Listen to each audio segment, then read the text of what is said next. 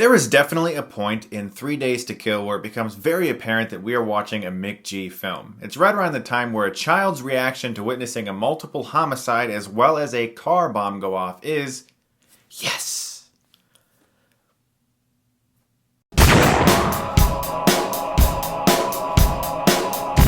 3 Days to Kill is directed by McG and stars Kevin Costner, Amber Heard, Hailee Steinfeld, and Connie Nielsen. Kevin Costner plays a secret agent who didn't really have that much time to spend with his daughter, Hailee Steinfeld, as she grew up. He's trying to mend their relationship because he's discovered that he's going to be dying in a few months due to cancer. All the while, sexy secret agent temptress Amber Heard is trying to get him back into the field for one last job. Now, I love Kevin Costner. I've always liked him. Field of Dreams really inspired me a lot when I was younger. I watched that movie more times than I can remember. I've always liked him as an actor and a director. Dances with Wolves was very good, and Open Range is actually a very underrated Western. If you haven't checked that out, he directed it and it's pretty good. This movie is not directed by him. It is directed by McG, and McG is not one of my favorite directors. He generally tends to make very similar films. Films that are about secret agents or spies with a very comedic twist to it that have a lot of absurd scenes. We've seen this before, and rarely is it something I really enjoy watching, and unfortunately with 3 Days to Kill, I had the same thought. However, there are two bright spots in this movie, that of Kevin Costner and Hailee Steinfeld. These two have excellent chemistry with one another and are fantastic in this movie in their roles. I thought Hailee Steinfeld here, this is the best I've seen her since True Grit. She really gave a lot of character to her character, and she really added a lot to her scenes. She was very realistic. I totally bought her as this kind of bratty teenager, but she also had a great heart to her character, and not just because of the way it was written. She really was authentic in this role, and she really totally sold herself in scenes with Kevin Costner, who is like a living legend in regards to movies. Kevin Costner is great in this movie. I really liked his character.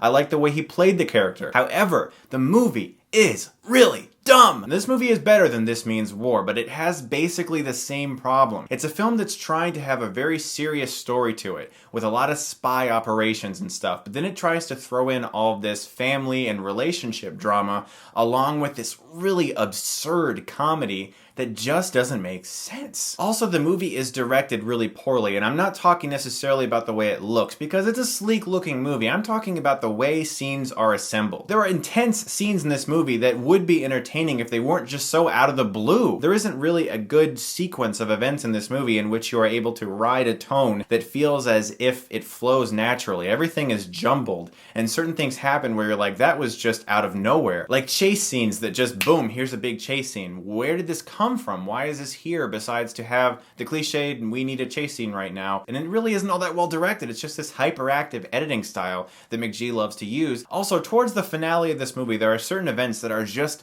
glossed over entirely that should be really, really important, but are never discussed. It's all just sort of like faded into a couple sentences with narration where you're supposed to be like, okay, so I guess that's what happened. Then there are certain conversations you're kind of waiting the whole movie for characters to have with one another, and they're never had. It's such a cop-out the way this movie ends. The way certain characters and their arcs are just left hanging as if they're suspended in midair where you'll never actually know where certain things were going. And it's very disappointing to see some of these likable characters have absolutely no arc or conclusion to their story. And it all just feels like it's shined over by this Hollywood ending that doesn't really make you happy because you're just wondering where certain characters are going to end up. So like I said, Kevin Costner is good in this movie. Hailee Steinfeld is good in this movie. Amber Heard is really good to look at in this movie, but she came off as an Austin Powers secret agent. Like, she was just a joke, really. She just was so over the top. So a really likable lead performance from Kevin Costner that I just want to be like, look, dude, you're in an awesome movie. But unfortunately, it's not, because the story is so silly and over the top, but it doesn't hit the right tone. It's just so jumbled, and it feels like your average McG spy movie with all this crazy forced humor thrown in there that just doesn't really work. I'm gonna give 3 Days to Kill a C-.